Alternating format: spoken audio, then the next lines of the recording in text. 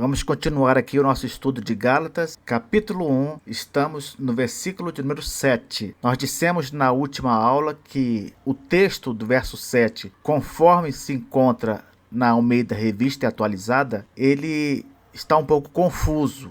Não dá uma ideia clara daquilo que o apóstolo quis dizer. Então preferimos adotar outra versão para esse verso de número 7. Optamos pela nova tradução na linguagem de hoje. Nessa nova tradução na linguagem de hoje, o apóstolo Paulo diz assim: na verdade não existe outro evangelho, porém eu falo assim porque há algumas pessoas que estão perturbando vocês, querendo mudar o evangelho de Cristo. Então agora o apóstolo começa a falar mais claramente aquilo que vai em sua mente. Ele percebeu, ele descobriu, certamente porque foi informado a respeito disso, que algumas pessoas mal intencionadas estavam nas igrejas da Galácia pregando outra mensagem de salvação, diferente da mensagem que o apóstolo pregou para os Gálatas em sua primeira viagem missionária. Então aqui ele abre o jogo. Não existe outro evangelho. O único evangelho que existe é aquele que ele pregou. E ele esclarece: porém, eu falo assim porque há algumas pessoas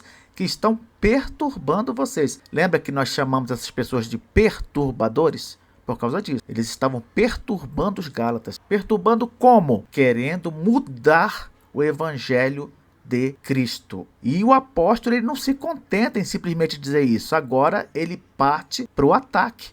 É por isso que no versículo seguinte, o verso 8, ele fala: mas, vamos fazer a junção do verso 7 com o versículo 8. No versículo 7 ele acabou de dizer: alguns perturbadores estão aí pregando outro evangelho, outra mensagem de salvação, mas eu quero que vocês saibam, olha só o que ele está falando. Mas, ainda que nós quem? Certamente o apóstolo estava se referindo a si mesmo e àqueles que estavam em sua companhia quando ele escreveu a carta. Já vimos em outra aula que provavelmente aqueles que estavam na companhia do apóstolo eram os membros da igreja de Antioquia da Síria, que frequentava a igreja lá com ele. Entre eles Barnabé, que participou com Paulo da primeira viagem missionária, e outros companheiros do apóstolo, companheiros de pregação do evangelho, pessoas que entendiam do evangelho muito bem, preparadas.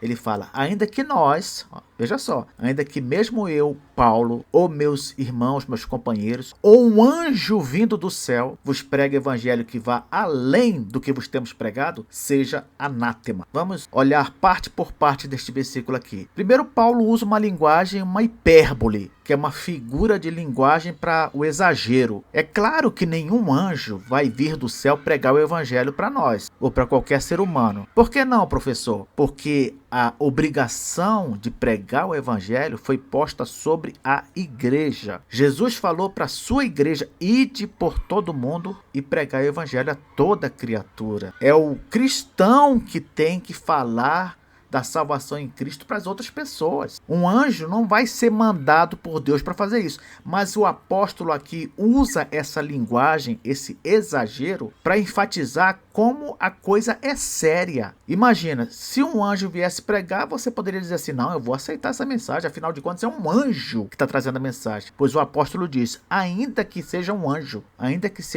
a pregar, e pregue além do que vos temos pregado, seja anátema. Por que ele fala além do que vos temos pregado? Porque a mensagem do evangelho pregada pelo apóstolo Paulo era uma mensagem muito simples. Ela é uma mensagem simples. A mensagem do evangelho diz simplesmente o seguinte: creia em Jesus como Senhor e Salvador de sua vida e você vai ser salvo. Essa é a mensagem, é só isso.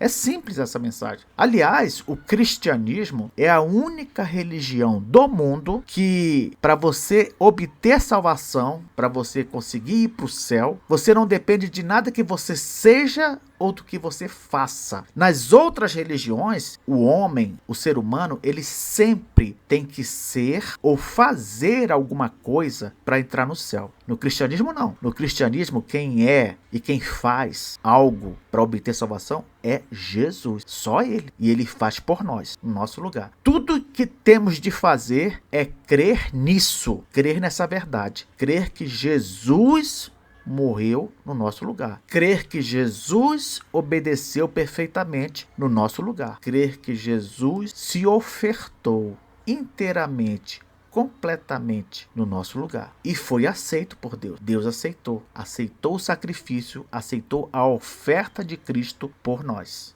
Aqueles perturbadores lá na Galácia, eles diziam outra coisa. Eles falavam: não basta crer em Jesus. É preciso que você faça alguma coisa. É preciso que você tenha boas obras para obter a salvação. É Jesus mais as obras. Só que ao ensinar isso, aqueles hereges estavam cometendo uma blasfêmia muito grande. Por quê? Porque com esse ensino eles estavam atacando a suficiência do sacrifício de Cristo. Ora, se o próprio Pai se satisfez com a oferta do Filho, quem somos nós para dizer que é preciso mais alguma coisa para satisfazê-lo? Ah, professor, e como é que você tem certeza que o Pai se satisfez completamente com a oferta do seu Filho? Como é que você tem certeza disso? Eu tenho certeza porque ele premiou o Filho com a ressurreição. O prêmio pela aceitação da oferta do sacrifício de Cristo era qual? A vida eterna. Esse era o prêmio.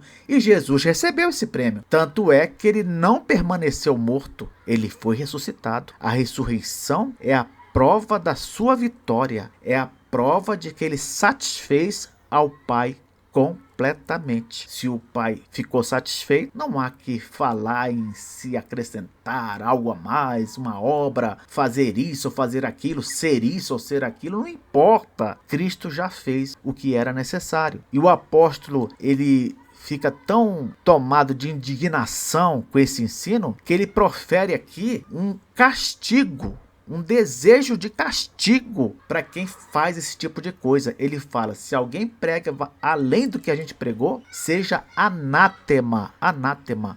O que é anátema? A palavra anátema quer dizer amaldiçoado. Em outras palavras, seja castigado por Deus. Castigado por Deus. Aí você pergunta: mas esse castigo é um castigo temporal ou eterno? O apóstolo estava desejando que tal pessoa que faz esse tipo de coisa, que ataca a suficiência do sacrifício de Cristo, ela vá para o inferno ou simplesmente seja gravemente castigada? Não sabemos. O texto não detalha qual era exatamente o desejo do apóstolo aqui. Mas eu pergunto para você: o que você acha que Deus acha desse tipo de coisa? Como será que Deus vê aquele que menospreza o sacrifício de nosso Senhor e Salvador Jesus Cristo? Como você acha que Deus vê alguém que faz isso?